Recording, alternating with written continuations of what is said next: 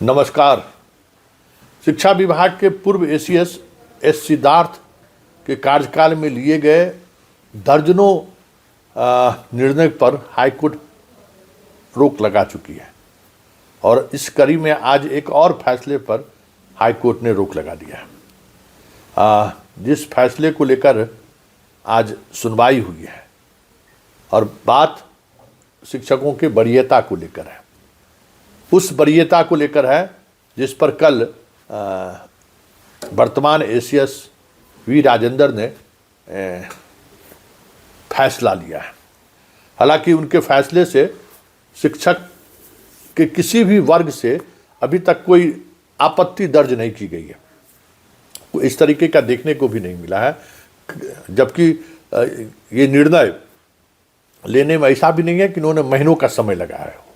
सिद्धार्थ की तरह 2 वर्ष ट्रांसफ़र कराने में इन्होंने नहीं लगा लिया।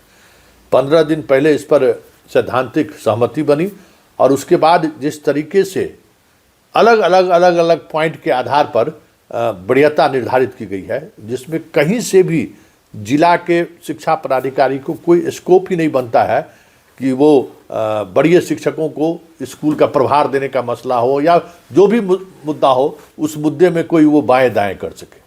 पहले शिक्षा विभाग का आदेश ऐसा निकलता था जिसमें काफ़ी स्कोप होता था जिला और प्रखंड के शिक्षा पदाधिकारी का, बल्ले बल्ले, और वो उसी आधार पर अपना खेल करता रहता था।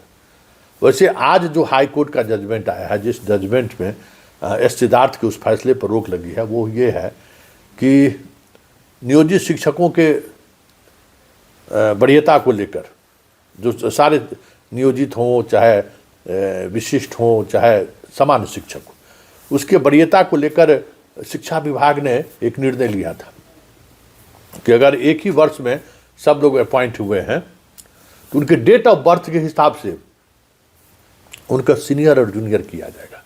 इसी के खिलाफ लोग हाईकोर्ट गए थे और हाईकोर्ट ने कहा कि नहीं, डेट ऑफ बर्थ से क्या मतलब है, सेवा कब उन्होंने शुरुआत की, किस दिन उन्होंने ज्वाइन किया है, उस आधार पर उनको सीनियरिटी का लाभ मिलेगा।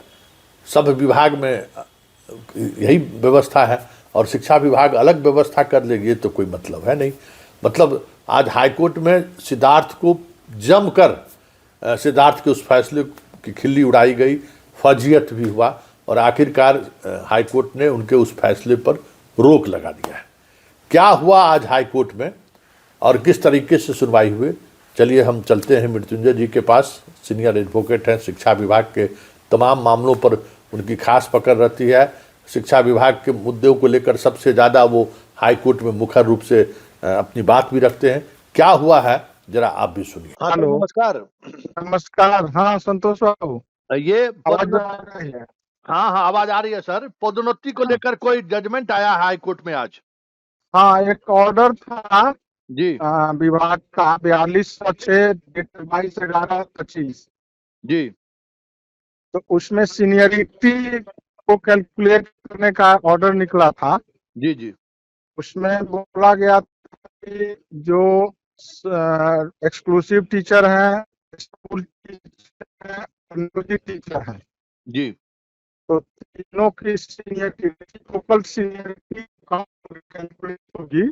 जी उसके लिए मिनिमम क्वालिफिकेशन 1 साल 8 साल का आपको सर्विस होना चाहिए एज ए नियोजित टीचर। जी और किसी स्कूल में अगर एक से ज्यादा टीचर हैं, जी स्कूल टीचर या एक्सक्लूसिव टीचर या नियोजित टीचर, जो 8 साल इनका सर्विस एज ए नियोजित टीचर पूरा हो चुका है, जी जी तो उनका सीनियरिटी काउंट होगा डेट ऑफ बर्थ से। अच्छा, ये सरकार का फैसला था? ये सरकार का फैसला था जी उसी को हम लोगों ने चैलेंज किया था कि किसी भी सीनियरिटी को काउंट करने के लिए डेट ऑफ ज्वाइनिंग इम्पोर्टेंट होता है। जी उसको सरकार ने नजरअंदाज किया है। जी उसी ग्राउंड को देखते हुए ऑनरेबल ने उस ऑर्डर को स्टे करने का फैसला दिया है जी और अभी स्टे करके कितने शिक्षक इससे प्रभावित हुए होंगे सर? शिक्षक तो तीनों कैटेगरी के प्रभावित होंगे। अच्छा अच्छा अच्छा, स्कूल टीचर भी, एक्सक्लूसिव टीचर भी और नियोजित टीचर भी। ठीक है सर, ठीक है। तो आपने सुना, बहुत कुछ आपको समझ में आ गया होगा कि मसला क्या है, लेकिन एक सवाल है कि सिद्धार्थ के फैसले की वजह से जिस तरीके से सरकार कोर्ट में आए दिन असहज हो रही है, क्या उनके इस की वजह से जो सरकार को नुकसान हो रहा है, या फिर सरकार जो असहज हो रही है तो क्या कार्रवाई करने का मन बना रही है क्या? क्योंकि एक फैसला नहीं, आए दिन फैसला ले रहे हैं वो, लिए उन्होंने, और वही वो फैसला है जिन फैसलों को लेकर हम लगातार सवाल खड़े करते रहे कि सिद्धार्थ जी का ये फैसला तुगलकी फैसला है और कहीं से भी ये नियम संगत नहीं है। तबादले को लेकर ही कहिए, दर्जनों शिक्षिका उनके फैसले के खिलाफ हाईकोर्ट पहुंच चुकी है और अपने पक्ष में वो फैसला ले दिया। दर्जनों शिक्षा, एक दो नहीं, मतलब जिस आधार पर ट्रांसफर किया गया उस आधार पर तो अभी तक जांच भी नहीं हुआ है, लेकिन जो तरीका अपनाया गया उसमें अब पटना जिन्होंने चॉइस दिया उनको आरा दे दिया, ऐसे आरा वाले को जो है सो बक्सर दे दिया। ऐसे तमाम शिक्षकों को हाई कोर्ट से राहत मिल रहा है जो सिद्धार्थ के तुगलकी फैसले की वजह से परेशान थे। कई और मुद्दे अभी हाई कोर्ट में सुनवाई होनी बाकी है जिस पर प्रोसेस चल रहा है, और हमें लगता है कि उनके पूरे तबादले नीति पर ही जिस तरीके से सवाल खड़े हो रहे हैं, आने वाले दिनों में पूरा तबादला का जो उनका निर्णय है उसी निर्णय को हाई कोर्ट अयोग्य घोषित कर दे तो कोई बड़ी बात नहीं होगी, क्योंकि वो पुराने सभी नियमावली को ध्वस्त कर दिया उन्होंने। ध्वस्त ही नहीं किया, कई ऐसे नियमावली को उन्होंने तत्काल अपने फैसले से लागू किया जो उनके अधिकार क्षेत्र में नहीं आता था। कैबिनेट में लिए गए फैसले को उन्होंने दरकिनार कर दिया। अब आप समझ लीजिए कि कैबिनेट ने जिस फैसले को लिया था, जो नियमावली बनी थी, उसको भी उन्होंने नज़रअंदाज कर दिया।